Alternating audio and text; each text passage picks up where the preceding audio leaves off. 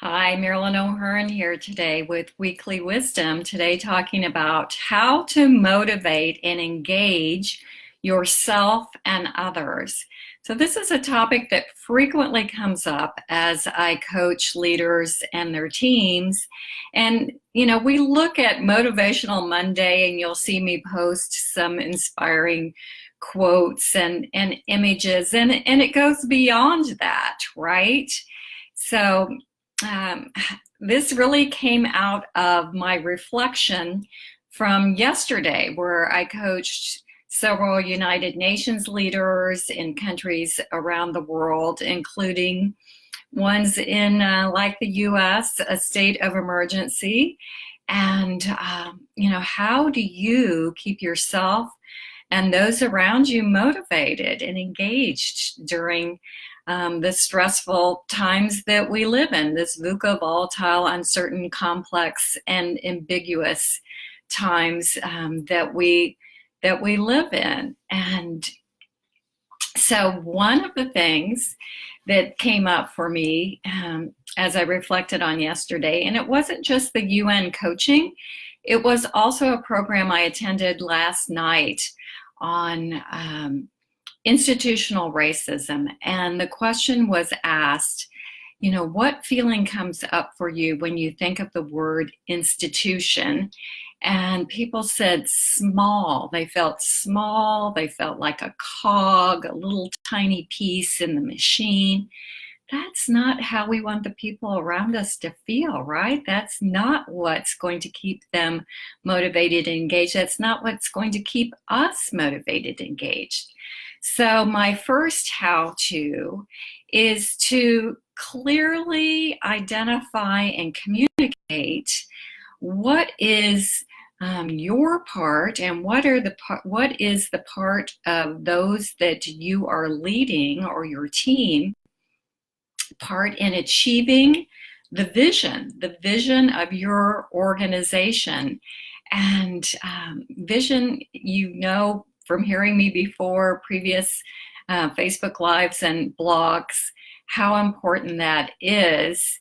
But it's got to be clearly identified and acknowledged.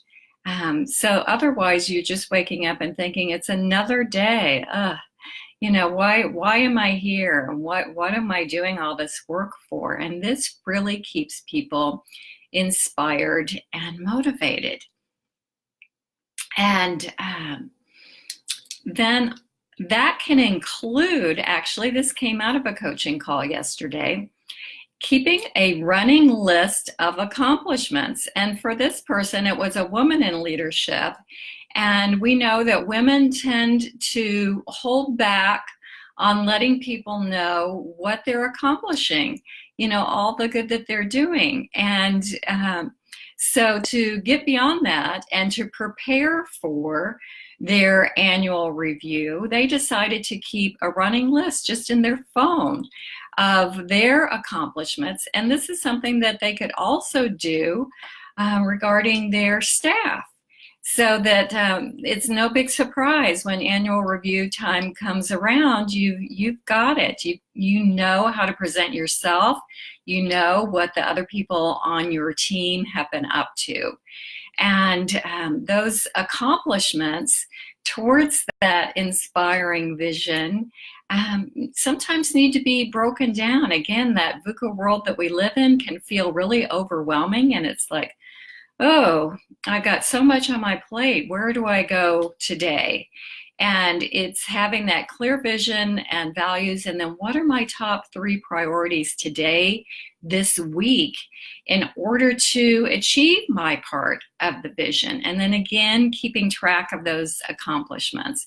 And another male client that I had, actually in a 360, had been his scores were so much lower than his peers. He wasn't seeing himself as well as the other people saw him. And he decided to keep a journal of everything, all the acknowledgments he was receiving from his colleagues and the people higher up in the organization. And that helped make a shift in his perspective, his viewpoint of how he was contributing, and that kept him motivated. And the second would be treating everyone with respect. And, you know, I have had another blog on that, respect, find out what it means to me and to you, because there is a lot of cultural variance. So it's not enough to just say we're going to treat everyone with respect and appreciation for their part in achieving the vision. Is you've got to figure out what is going to be most motivating for that person in how you acknowledge them and how you treat them with respect. And so even one of my own clients helped teach me about this, because they were from a country where it was more collective rather than individual, and I was doing my usual celebration of successes, even the small ones that were contributing to they're achieving their vision. And they said, you know, we applaud each other in meetings, so I don't need that applaud from you, but I do want that reminder of how this is moving me towards my vision. So the second is respect and acknowledgement, appreciation.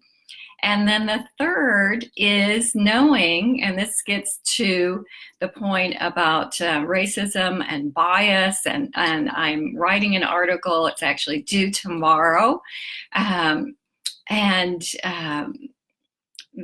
bias and its impact on organizations. This is for a publication in India, and preparing for a talk.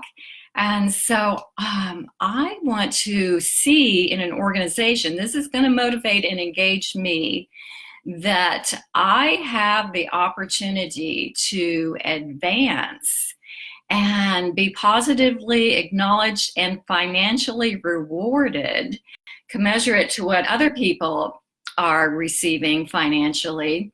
And in other words, that breaking through bias. So whether it's me as a woman or someone in a wheelchair or someone of color, I want to be able to see, to look around and see there are other people like me that are moving up into leadership and being rewarded for that. That's going to be motivating for me. So you've got to look at your hiring and your advancement opportunities, and how bias may be impacting that.